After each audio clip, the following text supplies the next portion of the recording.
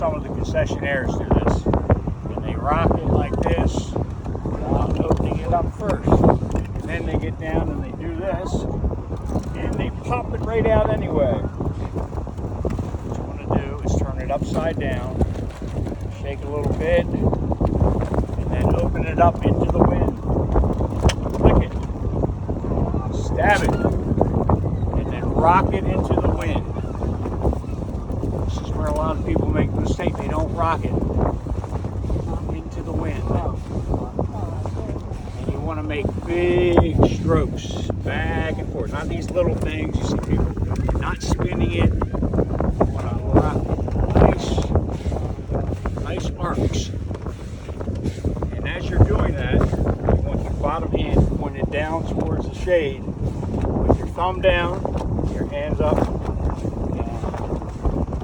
As it gets in, just leave it tilted in the wind, and you're safe for the day.